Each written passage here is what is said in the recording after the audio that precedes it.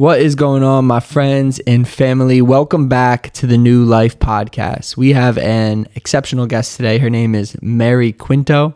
She is a mother. She's a runner. She is an athlete, an ex-NFL cheerleader, as well as a current personal trainer. And she does direct work with the Special Olympics, doing trainings for those individuals, and she finds lots of passion in that.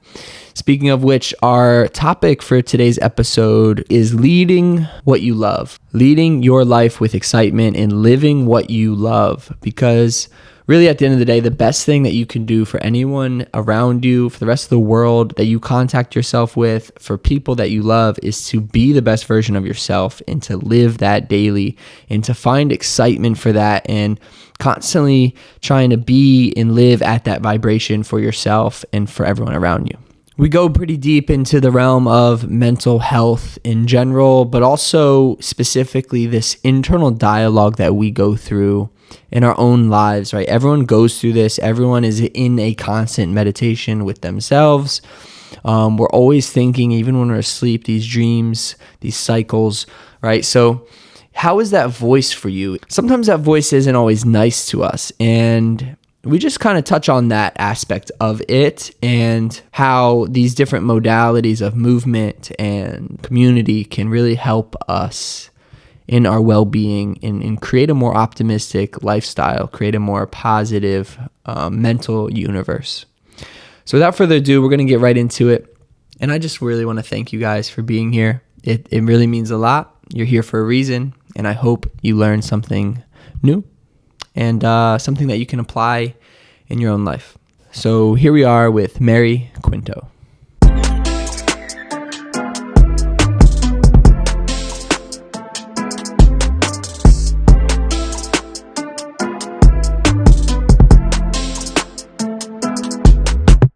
I was a runner for many years. And then, just kind of started inspiring people, and people would pass me on the road or like, oh, wow, what do you do? You look so great. You did it. And I'm like, I like to run. I like to work out. And so people started saying, hey, I'll pay you if you could just train me. I'm like, no, I just come to the track. I just want to, have fun and just like set a cool vibe and inspire people. And then I had another friend that said, no, you need to get certified, and because people want to train with you. So then I got my certification and went through the whole process, and it was fun. And then we got more creative with different types of workouts. I took them to the park, the track. So now it's something that I really push for, because I think that the mental part of being outside in nature with the fresh air is so good for you. Remind yourself, like, when it all comes together, when you those thoughts are gratitude. I know people that can't walk or run. Mm-hmm. I know people in wheelchairs. I know people with no limbs. Mm-hmm. And I run for so much purpose and gratitude. So it's just how I have grown into myself and who I am. When I first started running, I ran to lose weight. College, put on all weight, you're like, oh, start running. And girls at that time, it was very common to experience eating disorders. And it's just a whole world of, girls just not feeling good about their bodies and feeling self-conscious. So, and I had that. So starting to run, making the track team in college, all of that combined with trying to lose weight. And then once I graduated from that and went on my own, I'm like, well, what do I do with all this knowledge? I'm so grateful that I was chosen to run competitively when I just ran just to run and lose weight. So then it became something a little bit more meaningful in my life. And I've turned it into it's a lifelong thing. It's a commitment to myself. I went to doctors. Oh, you're bone on bone. You have arthritis. You're going to need a knee replacement by the time you're 40. I'm like, okay, well, let's train differently. So I just learned how to train my body to do what I want to do. Running, yes, help, builds those endorphins and helps you mentally. But sometimes it didn't. So then I run with a purpose. Just personally, I pray a lot. Mm-hmm. Sometimes, I'll say a rosary, and then I forget how to say it half the time. But or I'll think about people that are struggling today. Okay, someone that died. I'm like, oh, I'm running for him, or I'm running for her, and it's just my personal thing. I don't talk about it. Yeah. But it's like I go home, I stretch it out, and that's like, and then I prepare for the next one. And it's just something that I feel like it's a gift. Yeah, that's a cool perspective. And I've inspired other people in so many different ways, And I just want to highlight for people listening too that it doesn't even have to be running. You know, it could be just working out, or it could be a yoga class. It could be a meditation, or it's a kind of a devotion you have to not only yourself, but to the well-being. And like you said, like you sometimes say a prayer and you don't even remember the words, and you don't need to remember the words. It's the mindset it puts you in, and kind of that perspective it gives you to move forward with. So that's super cool. Yeah. So you grew up in Yardley, PA. Yes. You were an NFL cheerleader. Correct. As well. You mentioned that was a passion from a young age, and it ended up coming true. Yes. So tell me about that, like at a young age first. So I watched, my dad always had it on TV. I would watch them on the sidelines, and, I'd always see, they would always show them up close. And then even though I love football, but then as I got older, 18 was the youngest to try out. I would hear it on Q102 on the radio, tryouts this weekend. And I'm like, oh my God, there's no way in hell. So years went by. My younger sister took me. She's like, you're going. And I was terrified. I'm like, but I needed someone to go with me because I did not feel that it was a passion, or she was my passion. She went so she could say, you're doing this. So, and I'm coming with you, and I'm going to try out with you, even though I'm not trying out to make it. I'm trying out with you so that you could go. You have the support. Yeah, I needed that support because I couldn't. I was like, next year. Like, I just didn't feel that confidence. So then, boom, I did it, and solid childhood dream come true. It was just in my head, but the only people that really knew about it was my family. And it's crazy. And you mentioned you were cut from the high school. Yes, I was cut from the high school team. So, because I was just kind of, what do you call it? Like a wanderer, late bloomer. I don't know. I was good in sports, but I wasn't great. So I would play rec basketball every year. That was the only sport that was available. And then I always wanted to be a cheerleader. I'm like, I want to be one of those, and look pretty and all. And we got cut, and it was just so funny looking back, but we were so nervous and serious. Did you feel pretty upset when it happened? Yeah. Or were you like, whatever? I was upset. Like, okay, that stunt sucked because we literally face planted on top of each other. So, but then when we see our names called, like, what? Like, what's wrong with us? But so then I got over it, and I felt sad, but I kept it to myself because the girls that didn't get cut, they were the same girls that had been on the team for 4 years. Like, we didn't even have a chance. So, later in life, we cheered professionally for the Philadelphia Eagles, and we're still friends today. She lives in LA, went to high school together. She cheered a few years before I did, but we both have, we're both part of the alumni. I saw her recently. It's just something that's like, wow. That's crazy. We did that. That's a good example of something you thought of at a young age, something that's not common, something that's very hard to do. Yeah. And you could be watching TV as a kid and be like, oh, I want to be a cheerleader. And then your dad could be like, that's not realistic, just as an example. Yeah. And it's like, I think we're in a phase of life now where people are like, you can do whatever you want. And I like to at least think optimistically like that's coming into be more regular. Yes. And it kind of gets rid of some judgment, some comparison, some things like that. Yeah. There were some people that said along the way when the thoughts came out later in life, like, oh, why would you want to do that? That's stupid. I was like, too. Thank you. I went right in my pocket and gave me a little bit more fuel.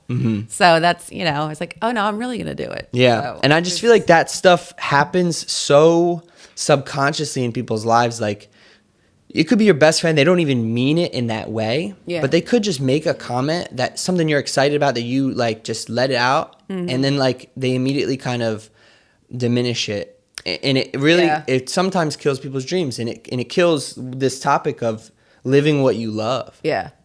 So it's important not only for people to recognize that that's okay, don't let that discourage you, but also when you're talking to people and someone's excited about something and talking to you about something they're excited about, let them let that out. Yeah. And just be a listener, maybe. Yeah, because it's not impossible, even if in your heart, that's a little fresh. But now I always agree, especially with my kids, because they're older now and they're like, oh, I want to do this, or, I want to be a singer. Okay, tell me more about it. So it's just listen. And I think the biggest thing that we all grow from in situations like this is being validated. And when you know, like you're just like, wow, that's so cool. Like just me, you knowing who I am, and I came to your studio. Like for me personally, this is like, wow, this is really cool that you appreciate me. I'm just a person, Yeah, I was so it's like, what I mean? Yeah, well, I really just saw a lot of light in you. And I wanted to bring that into the podcast. And obviously, well, as some people may know, I haven't really been posting podcasts in the past year. Yeah. And I was posting before. And, this is a passion of mine. And I've been using the guests as motivation. Like, let me just schedule you. And you were like super hyped about it. And I was like, well, now I have to follow through. I've been talking about doing a podcast, and then, I'm like, hey, you have one. So let's see what's all about. So it's an example of like, your light brought me light, and now we're just going to bring that light together and share it. And that's what this podcast is all about, really. Yep. So I think it's great. Yeah. So thank you. Yeah. And I want to touch on you being a mom. That's clearly like a huge part of your life for any parent, really. But tell me about your kids a little bit, like what that means to you. And did you have kids before you were a cheerleader or during? So then the year after my second year, I got pregnant with my son. And that kind of freaked me out. So like, oh, even though I was 29, I'm like, all right, I guess I'm going to have a baby. So we're going to move back home. Had my son. Okay, Steven, you stay right here. Eagles tryouts are in March. Stay. Oh no, he wants to learn how to walk. Steven starts walking at 10 months. I got to get in shape for the Eagles. This is just a funny story. I'm just this is true, but this is like my interpretation of it, because it's funny to me. But it's like, I was so serious about it. Like, this is just something like, don't give up on your dreams, ever. Okay, no matter, I was 30 years old. Mm-hmm. But Steven's Day, okay, someone watch him walk. I got to go to tryouts, made the team, boom, boom, boom. 3 years later, I'm still an Eagles cheerleader. He's 3 years old. I'm a mom. Yes, so there are other moms on the team. A lot of people would have used their kids as an excuse, new kid, new baby, to give up on life. Oh, I was there. Postpartum depression, everything. Right. And again, like you try to run away from, like, because you lose your identity when you have babies. As a personal trainer, I see a lot of people who gave up on their health. Yeah. And I want to highlight that a kid is such a good excuse. Yeah. It's a whole life you have to be responsible for. Mm-hmm. Great excuse to put things off that you are passionate about, to take care of them, or which is what now focus on their passions. Right. But if you think about it, let's use your own health, for example. Like, a lot of people stop working out or focusing on their health because of their kids. And it's like, when your kid grows up, would you say to them, oh, I'm unhealthy and in pain and need surgeries and can't play with your grandkids because of you? It's like, that doesn't even make sense. Like, and you're a great example of, you're in amazing shape. You followed through. You did the thing, and now you have even more kids. Yeah, and so it was just. I remember being interviewed because part of the tryout process during the finals, because there were lots of rounds you had to go through and cuts, and they said, okay, tell us about yourself, and then they ask you a question. So I was like, Mary, 30 years old. I'm a full-time mom, because you had to have a full-time job, but that was my full-time job, which was legit. So I'm a full-time mom. My son's 10 months old. He actually just started walking today. This is my exact answer. And then people's jaws dropped, but I was like, what? And I was shocked, because when I went back to sit down with the group, these girls were like, no, doing the typical like drama, like, no way. And that probably made you feel good, though. It made me feel good, but I was like, oh, I'm just living what I love. And I was like, it was just crazy, because like I was focused on that, and it wasn't easy, but to give that up, like, all right, I had a baby, God brought me, that's when it was happening. And, but no, my journey's not over. I'm still me. So it was great, because I have my big family in Yardley, and they helped out with a lot of babysitting, and like, no, Mary, try it again. I'm like, oh my gosh, I'm done. No, do it again. We'll watch Steven, and then, like, want to have more kids, but I'm like, I'm a little late in life, but so I'm like, oh, darn, I got to hang it up. But point is that I did it. Happy I did it when I did it. I have no regrets. I cheered for 3 years, and when I retired, I had my daughter, and, moved on with my life. But it's still a part of my life, which is awesome. Yeah. And where there's a will, there's a way. Absolutely. It's not, you need, everyone has a little army, you know, you can't do it alone. I used my army. Support systems. And I'm like, yeah, everyone. So I was able to do it because I had such a great support system, and it was just, it wasn't just me. Mm-hmm. So that's good. And yeah, and everyone should reflect on like, who is their support system? Yeah, like really, who are your cheerleaders? That's something that like resonated with me because I was ironically a cheerleader. Enough. Yeah, and that's what I preached like to my clients and my athletes and my friends. And I'm like, who are your supports? Great. Surround yourself with good people. Like I tell my kids all the time, surround yourself with good people. Like don't get caught up in that. Don't get, and this is what my daughter is learning right now, my youngest, like surround yourself with good people. And then, I'm at my time in life, I'm like, who are my cheerleaders? Like, who's cheering for you? One of my best friends sent me, she knew I was running the St. Patrick's Day fun 5K that morning, but she knows I take it seriously because I race. And she's like, you go get it, girl. I'm like, and she's in that category. Yeah. But there's not many. Yeah, and some people might realize that the closest people to them aren't their cheerleader and that someone else is. Yeah. So that's a great analogy to reflect on. Yeah. It's always full circle too. Absolutely, yeah. I'm realizing that too, and I believe that if you live what you love, these full circles happen like constantly. Like something happens and you're like, oh shit, like it's unexplainable in a way. Well, you throw something out, like you threw out, you know what? Yeah. I'm going to put a sign on that. Wow. Okay. Everyone's endless. staring at it. Everyone's staring. Well, like from my lens.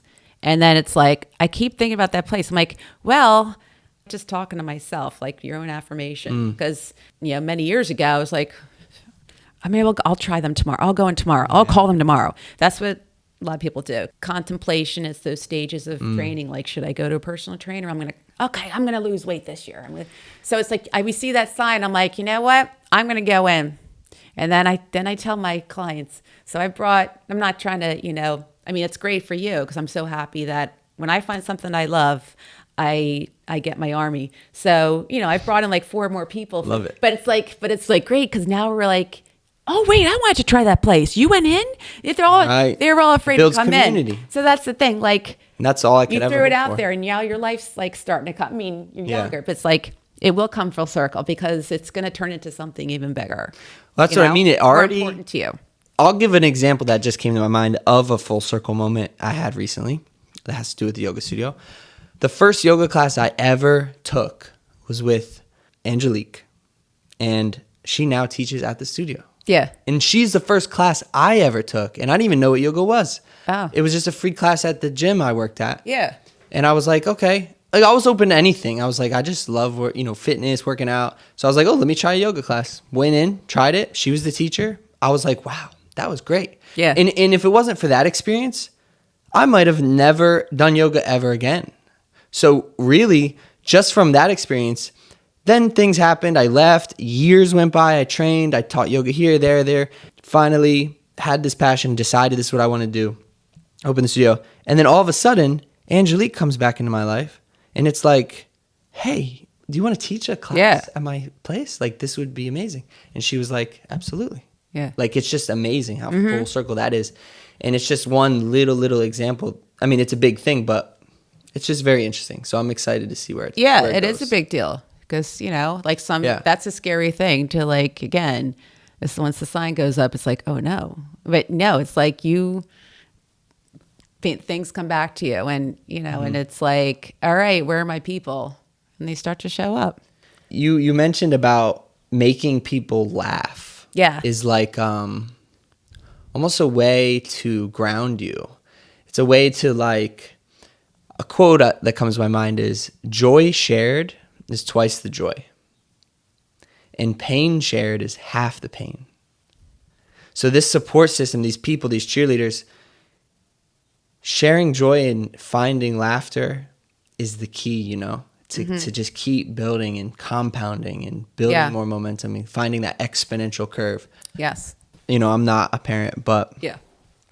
Kids have to be the most grounding thing for a parent. And what I mean by grounding is like brings you this purpose in living what you love.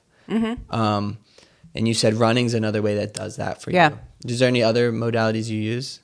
Working with Special Olympics and the athletes with special needs and people with special needs in general. Again, bringing back to this is like life comes full circle. This is it for me. It's just, and that's when I enter the gym there. I'm there for a purpose, and I was born to end up there, and I believe it. And it's such a spiritual thing for me. But becoming a personal trainer, growing up with a sister with special needs, becoming a social worker after college, and working with people with special needs for so many years until I got burned out. And then using my fitness training and the gifts, it's a gift. So what do I do with this? Well, I'm giving it back because it keeps me grounded, especially at my age, but it's like it means more to me because I've been through so much life. Going to this gym and helping these athletes, that like it's the best thing in the world for them, and I get it. And it's like that kid, like I taught a Zumba class last night. I came home and just for the Special Olympics, it's hard to go to sleep. So it's because it was such a good night. Then you have them hugging me afterwards, and can you play this song next time? And then they're all going back into the gym area and like all happy, and then they're telling me like, what did you do in there? These like guys are all fired up, and the parents are in there too, and they're like, thank you so much. We love this so much more than boot camp, like because they have boot camp too. Anyway, so that grounds me, and I come home and I'm just like fired up because it's like I can't, now like spreading it further. My daughter comes with me, like she's helping, she's volunteering. Not because they need volunteer hours, nothing. I mean, she has so many hours out, but she asked me if she could leave lacrosse practice early so she could help out with Zumba. And she was out there dancing with everybody. It's just like, this is just like... Because it grounds her too. I know. Probably. It's just modeling and, grounding yourself, and then people will come, Yeah, and you do have to have a base of grounding kind of for self, by self. Yeah. But the ultimate form of grounding... And something I'm just realizing right now from you talking is bringing joy to other people. And obviously, like I said, your kids is like the pinnacle of that. Like you have to kind of. Yeah, you're stuck. But it's like it's inevitable is my point. And then going further, bringing joy to other people. So now that I'm thinking about it, when I teach yoga, like when I finish a class, and I not only just teach a class, but like when I notice people really benefited from it or really just needed it, or I can just tell like they're just in a better state after, that grounds me more than anything I've experienced, because it's just makes me, and I could go into a class not feeling great either sometimes, but I was trained how to put that aside and hold space for people. Yeah. And then it completely changes me, But I had to have that experience of doing it by myself first, which is important. Sometimes grounding goes both ways, and well-being goes both ways. And definitely sharing joy is huge. But yes, we do need to learn how to find well-being on our own as well, in our own minds. And that brings me to this next modality of grounding, and it's meditation. So I just want to know, like, what's your experience with meditation? And do you, for example, running's a form of meditation. These prayers you go through, or devotions you go to, or just thoughts you have when you're on a solo run, that's a great form of meditation. Just for people listening who are like, don't resonate with that word, when you shower, that's a form of meditation. You're in a routine that you're repeating, that you usually, it's very similar each time you do it.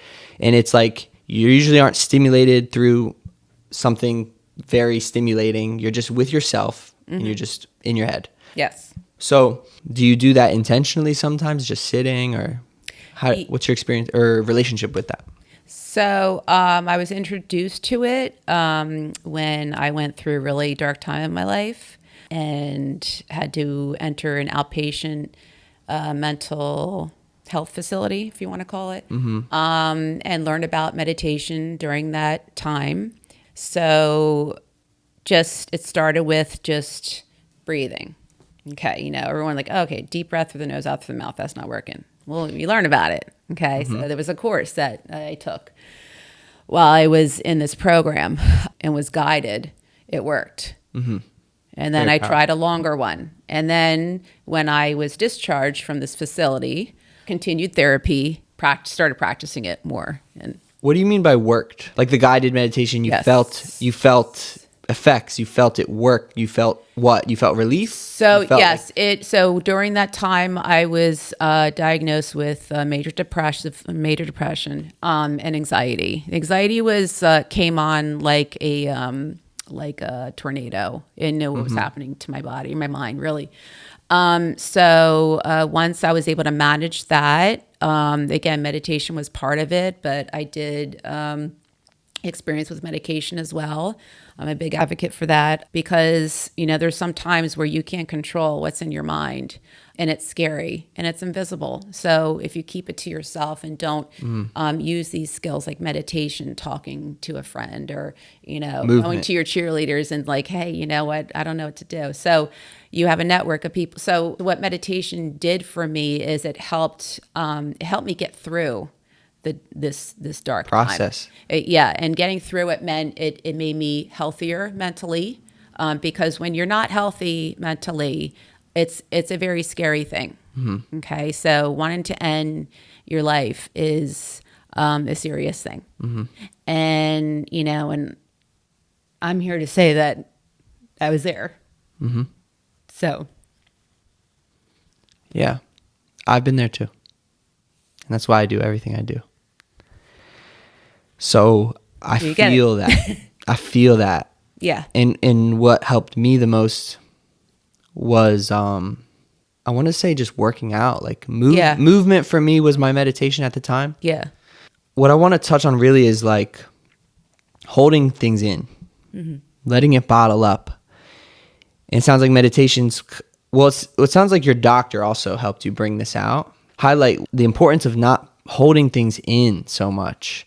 And it's hard for people because they might not have someone to let it out to. Yes. Or they're just scared to feel it, so they don't want to sit, or they depress it with substances or alcohol or anything, right? Yeah. Or takeout for that matter. Eating a bunch of sugar it makes spikes your dopamine, makes you feel good. It gets rid of the thoughts. So letting your body feel, letting your body have emotion, and being okay with that. Like I said, we're in an awakening where people are getting okay with that, and they're actually promoting to let things out. And that's why I'm doing this. Like, I love that shit. Yeah. I haven't cried in years, and I was like, I want to cry. Like, I finally was like... it's a coping mechanism. It's I was like, strategy. yeah, and I learned a lot about... That's a separate story, but tell me about bottling things in and how you were able to kind of help release that stuff. So I did a lot of writing. I was very good at writing in school. So I took it a step further, and I kept lots of journals just about, not just today was a good day. It was when I had feelings of joy and sadness. When you have all that in your mind, it's like, you feel like you're in a soda bottle. It's like, oh my gosh, and someone's shaking it up, but it doesn't come out. A big thing I've been working on throughout the past few years of my life is like keeping my internal dialogue, this thing we're talking about, keeping its word, not saying I'm going to do something or committing to too much. Like if I'm in a bad spot, I'm not going to be like, okay, I'm going to work out 5 days a week. I'm going to run 3 days a week. I'm going to go do this. I'm going to go do that. Like, just find the one thing, and then start there. Like, it's one step after another. Be Baby consistent. And like, it's something I used to do is like, I need to sit down and write everything that's wrong, and then write a big plan. And yes, I do advocate doing that. It does get thoughts out. It does help. But it's like, then I made a plan that was not attainable. And then I feel bad because I'm not keeping the promises to myself. So it's like being realistic, essentially. Yeah. It's self-work that you have to go through. Really putting in those thoughts. Really putting in that meditation to figure that stuff out. Yeah. But and it's a lifelong process, we should say. It is. It definitely is. Ups and downs. Yeah. You always, and we're constantly changing. And that's what my brand stands for, by the way. Nova means new. It means a couple things, I guess. Bella Nova, yeah. Well, Nova also to me means new. And the logo's a phoenix, rebirth, rising from the ashes. Yeah. What it stands for is constantly changing. Like we are constantly changing, and we need to be able to accept our changes, embracing change. Yeah. So That's the hardest part. It's like embracing it and the uncontrollables. Yeah. Because we can control a lot. And where we put our energy and who we surround ourselves with and all that stuff is our choice. And it will make or break you for sure. Environment. Yeah. But there's so much we can't control. And that leads us to faith. That leads us to trust. Yeah. We all have something we all have to have trust. Yeah. It's faith in yourself, your strength. It's faith in the uncontrollables, accepting that there's a bigger picture at play. It's not all about you. And having faith in that it's happening for the greater good. Yeah, the process, if you want to call it, like, trust the process. But that's really faith. Like, there's all these slogans. Yeah. And they're, at the end of the day, like, it's all do what you believe in, practice what you believe in. That's the point. Put in that work. So yeah. And, we need to remind ourselves of that, because I know of people that their minds have gotten so sidetracked from I got to make money, or go up the corporate ladder. And I know people like that. And, and then I watched their lives just miss, like they're like a speeding train, like missing really, really important little things that, like, dang, you know what? But then you can't worry about that. Like, you really have to. So, you see that, but then it's like, you have to stay true to yourself and your own values. Like, not everyone has to. That's what it comes down to for me personally. Identify those core values. That's why I like to use those questions. Like, what gets you excited? Yeah. Like, that's a value, maybe. What makes you feel good? Maybe that's a value. And I want to mention that everyone's values are different. For example, your kids' values may be different than yours. And you had mentioned when we were talking before that sometimes you feel at blame. You blame yourself potentially for something your kids are going through, or even just someone close to you could be going through. How did you work to deal with that? And you realized like they're their own consciousness, essentially, right? So just because you raised them and brought them into the world doesn't mean you're at fault if they get in trouble at school. You know what I mean? So I'm like, what is wrong with me? That's the first thing. Now today's phone call, got a phone call from the principal for my youngest. Okay, she cut class early and I told her not to, and then disappeared, and then her and her friend were running down the hall and they got in trouble. So anyway, got a phone call. Well, rewind 10 years, when my son was because he got in trouble all the time. So you get that phone call and you're like, my heart drops. And I'm like, what is wrong with me? But it's natural, like, to feel that. Yeah. What did I do? Blame is giving in to the stuff you can't control. It's like letting that win when we need to surrender that stuff. You going through, I could have done this differently, I could have done that. You're just giving into uncontrollable and wasting energy on these thoughts. And it also lowers your vibration. And then it could compound and lead to other things, right? Yeah. When you give into uncontrollable, the point is nothing good comes. Yeah. And it could take you from the good. So. And it's so true. Because you waste so much energy in your mind, and then you get sick, and it's like everything just trickles down to a big domino effect. And acceptance. It's like one of the hardest things to think and feel when you go through all these times where you're doubting yourself and blame. Accept it. Accept it as is. It's all gratitude and all that. It all comes back to the gratitude. Yeah, that's the glory there. That is what I like to preach, and I like to inspire others. Awesome. Well, keep living what you love. Keep sharing the light. Thanks. And that goes to all of you. Peace.